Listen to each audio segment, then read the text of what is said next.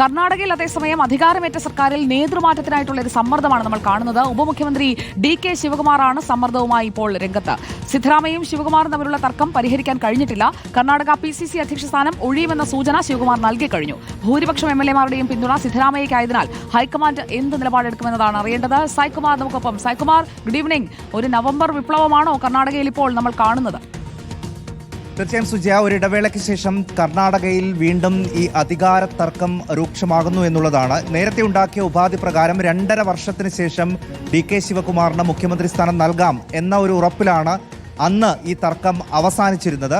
ഇപ്പോൾ ആ സമയമായിരിക്കുന്നു. അതുകൊണ്ട് തന്നെ DK ശിവകുമാർ അനുകൂലികൾ ഇപ്പോൾ കിട്ടാവുന്ന വേദികളിലെല്ലാം അദ്ദേഹത്തിൻ്റെ മുഖ്യമന്ത്രി സ്ഥാനത്തേക്കുള്ള വരവിനായുള്ള സമ്മർദ്ദം വലിയ രീതിയിൽ ശക്തമാക്കി കഴിഞ്ഞു.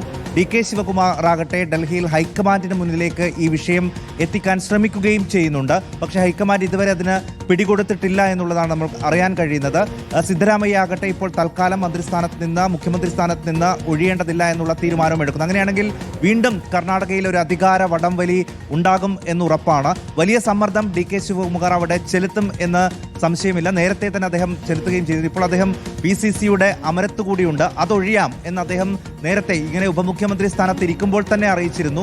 എന്തായാലും 6 വർഷക്കാലം മാത്രമേ താൻ ഈ പദവിയിൽ ഇരിക്കൂ എന്ന് നേരത്തെ അദ്ദേഹം പറയുകയും ചെയ്തു. അത് 2026 അവസാനിക്കുകയുമാണ്. അങ്ങനെയാണെങ്കിൽ ഇനി മുഖ്യമന്ത്രി സ്ഥാനം എന്ന ഒറ്റ ലക്ഷ്യമാണ് DK ശിവകുമാറിനുള്ളത്. അത് അദ്ദേഹം ശക്തമാക്കും. സമുദായ സ്വാധീനമൊക്കെ ആവോളമുള്ള നേതാവ് കൂടിയാണ് DK ശിവകുമാർ. അതുകൊണ്ട് ആ വഴിയിലൂടെയൊക്കെയുള്ള സമ്മർദ്ദമായി. അങ്ങനെയെങ്കിൽ ഡിസംബർ ആകുമ്പോൾ കർണാടക മുഖ്യമന്ത്രി DK ശിവകുമാർ എന്ന് നമ്മൾ ഒരു പക്ഷേ പറയേണ്ടി വരും. അതോ സിദ്ധരാമയ്യ സമ്മർദ്ദം കടുപ്പിക്കുമോ? MLA-മാരൊക്കെ എന്റെ കൂടെയാണെന്ന് പറഞ്ഞുകൊണ്ട് എന്തും സംഭവിക്കാം കർണാടകയിൽ. Thank you Saikumar.